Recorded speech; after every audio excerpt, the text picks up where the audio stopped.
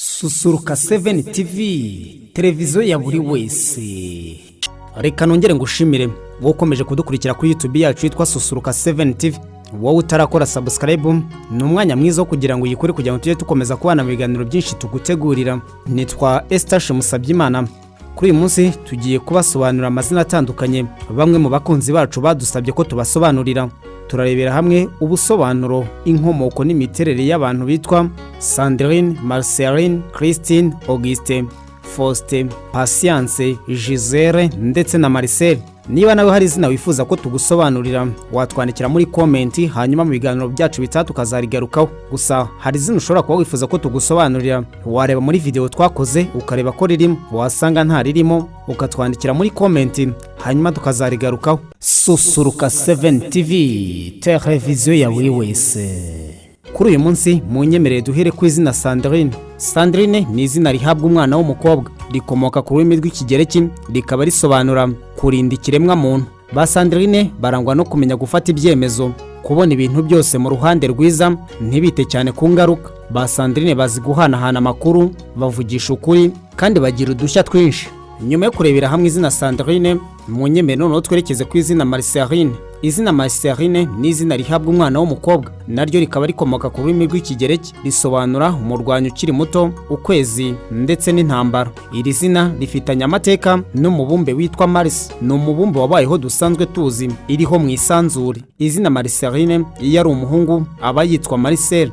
Marceline ni umuntu urangwa n'ubusabane, ahora ahantu haba hari urusaku, niyo yasanga mutavuga, iyo ahageze arabihindura, umuntu wese akamenya ko ahageze. Marceline ni umusirimu, amenya ibigezweho haba mu myambarire, imirire, aho gusohokera ndetse n'amafunguro yiyubashye. Ni umuntu uzi kujya impaka, ntajya apfa kwemera, niyo wamutsinda arakomeza agahanyanyaza, akunda ubwisanzure, ahangana n'umuntu ushaka kumubuza uburenganzira bwe. Ikindi kandi buriya Marceline iyo yisanzuye nibwo akora neza kurusha uko wamushyiraho amategeko. Ibijyanye no gukundana, Marceline ntago abifata nk'ibintu bikomeye. Iyo agukunze aragukunda, kandi iyo ugiye akunda abandi biba bisa nkaho bitamufasheho cyane, abashaka kwiga ibintu we ubwe yiyumvamo kurenza uko babimugiramo inama. Marceline agira umwete mu kazi ke kugira ngo bimushimishe, ku buryo nta wamucira urubanza. Agira ubuntu, asabana n'abandi, kandi n'ubumenyi yabufite abusangira n'abandi. Marceline ni umuntu ushyira mu gaciro, amarangamutima ye ntayatindamo.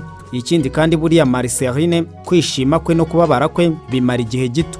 Ba Marceline bakunze kurangwa no gukunda imirimo yabo, barakora cyane kurusha kuvuga, bazi gutanga amakuru, bagira umutima wagutse ndetse bagira n'impuhwe, baratuje ndetse babasha kumenyera vuba. Ikindi kandi buriya ba Marceline bihanganira ibibabayeho, byaba byiza cyangwa bibi, babibamo mu buzima babayemo. Buriya Marceline ntiyapfa kugusiga muri kumwe cyangwa hari ibyo murimo, yaba mubana cyangwa se hari ibyo mufatanyije. Iyo hari ikibazo muhuye nacyo muri kumwe, ntiyagusiga muri icyo kibazo, ahubwo murafatanya kugeza igihe muvuye mu icyo kibazo. Marceline ntabwo yagutererana. Ndagushimiye ukomeje kudukurikira kuri YouTube yacu yitwa Susuruka 7 TV. Turi kubagezaho ibisobanuro, inkomoko n'imiterere y'aya mazina turi kugarukaho bamwe mu bakunzi bacu badusabye ko tubasobanurira. Noneho nyuma yo gusoza izina Marceline, munyemerere tujye ku izina Marcele. Marcele ni izina rihabwa umwana w'umuhungu, rikomoka ku izina Mars ry'ikigirwamana cy'intambara cy'abagereki. Ba Marcele bakunze kurangwa no kumenya gufata imyanzuro, bagira ubumenyi bwinshi, ni abahanga, barigenga kandi bafata umwanya wo gutekereza ku byo babona. Noneho munyemerere tujye ku izina Christine. Christine ni izina rihabwa umwana w'umukobwa. Iri zina rikomoka ku rurimi rw'ikigereki ku ijambo Mesiya. Buriya Christine akunda guhora yarimbye, arakundwa cyane, abantu bakururwa n'urukundo rwe n'ubwiza bw'imisatsi. Christine asa n'umuntu utuje inyuma, ariko arasabana. Abahungu badakunda kuvuga baramukunda cyane kuko abashotora akabaganiriza. Christine akunda gukora imirimo y'ubutabera, itangazamakuru, kumurika imideri, ubuganga n'ibindi, bitewe ahanini nuko yishimira guhura n'abantu benshi. Christine iyo hatagize ikigenda neza, wenda nko mu muryango hakabura umutekano cyangwa kumva adakunzwe, Christine ahita yigendera. Christine akazi kose akoze agakora neza, ni umuntu ukunda gukora utajya wicara hasi, ariko buriya cyane cyane akunda kwibanda ku mirimo y'amaboko. Christine ni umuntu ucika intege vuba. Ikindi kandi ntiyihanganira ibibazo. Ku bijyanye no guhitamo umukunzi bimubera ihurizo rikomeye, amara igihe abyibaza, ntaba yifuza umuntu wazamubabaza. Christine arafuha mu rukundo kuko ntaba yifuza umuntu wamubuza amahoro. Ni umuntu udahisha amarangamutima ye ariko wicisha bugufi. Susuruka 7 TV, televiziyo ya buri wese. Nyuma yo kurebera hamwe izina Christine, munyemere turebere hamwe ubusobanuro, inkomoko n'imiterere y'abantu bitwa ba Auguste. Auguste ni izina rihabwa umwana w'umuhungu, rifite inkomoko ku rurimi rw'Igitaliyani, by'umwihariko ku izina Augustinus, rikaba risobanura ukwiye kubahwa cyangwa se uwubashywe, hari naho risobanura uwimitswe. Dore bimwe mu biranga ba Auguste. Auguste ni umuntu utuje cyangwa ucecetse, ntapfa kugira uwo yizera, bamwe bakabona ko hari ubwirasi. Ni umuntu urangwa no gukorera kuri gahunda, udapfa kureka icyo yemeje gukora kandi akajya inama. Auguste ni umuntu uvuga make, agira ubuhanga kandi akunda abantu. Ibintu bye bitwara gahoro gahoro, ntahubuka, aritonda kandi agatekereza. Buriya Auguste kugira ngo akugire inshuti biba bigoye cyane, kuko ashobora no kugutega umutego kugira ngo arebe koko niba uzawusohokamo amahoro, maze nyuma abone ko kwizera mu b'inshuti. Auguste akunda kwita ku muryango we no kubamuzengurutse, nta bintu byo kwikubira agira. Auguste ni umuntu ukunda kurimba, yigitaho ku buryo we numubona inyuma uhita umwubaha nta kindi avuze. Buriya Auguste akunda kwiga amasomo amara igihe kirekire, kuko kuba ari umuhanga bituma bitamurambira, ahubwo ko bituma arushaho kunguka byinshi. Buriya Auguste yakiri umwana aba yitwara neza, ari umuhanga, wa wundi umara amasaha menshi ari gusoma nta bindi bintu ahugiyemo. Gusa nanone ababyeyi be baba bagomba kumwitaho, bakamutoza gusabana n'abandi, ntabeho mu bwigunge. None reka turebere hamwe izina Faustin. Faustin ni izina rihabwa umwana w'umuhungu, rikomoka ku rurimi rw'Igitaliyani, rikaba risobanura unezerewe. Faustin ni umuntu utajya wicara hamwe, buri gihe usanga hari ibintu ahugiyemo. Ni umuntu wita ku bantu no kubagaragariza urukundo. Ibyo ngibyo aba yumva ari byo biba bikenewe mu buzima kurusha ibindi. Akunda umutekano cyane kuko ari umunyamahoro, wanga icyamuhungabanya.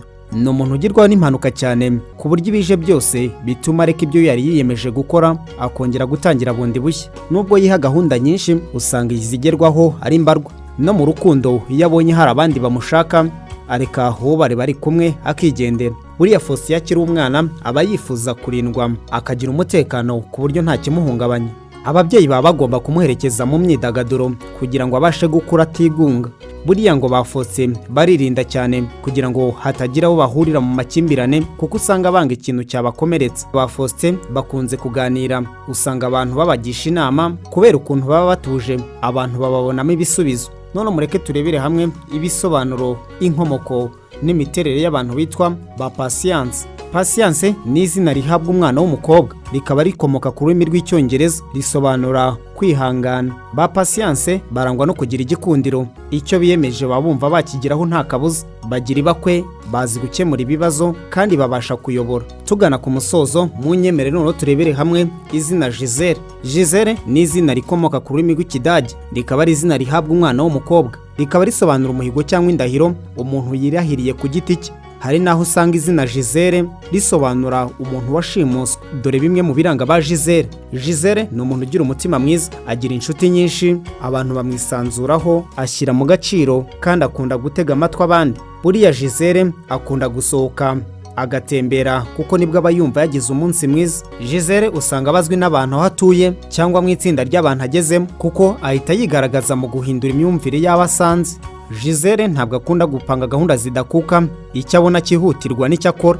Gisele ni umunyamahoro, iyo akoze ibintu agashimwa bimutera umwete mu byo akora kandi akabyishimira. Turabashimiye inshuti bakunzi ba Susuruka 7 TV, nahanga niho dusoreje iki kiganiro ubwo twari turi kubasobanurira amazina atandukanye bamwe mu bakunzi bacu badusabye ko tubasobanurira. Nawe niba hari izina wifuza ko tugusobanurira, watwandikira muri komenti cyangwa se ukatwandikira kuri WhatsApp 078446 87 gusa ushobora gusanga hari izina ushaka kumenya ibisobanuro, inkomoko n'imiterere ba nyiri iryo zina, wagana kuri Susuruka 7 TV ukareba amavideo twagukoreye, wabona ntaryo ukatwandikira izina wifuza ko twazagarukaho. Ndabashimiye cyane, nitwa Eustache MUSABYIMANA, mugira amahoro. Susuruka 7 TV, televiziyo ya buri wese.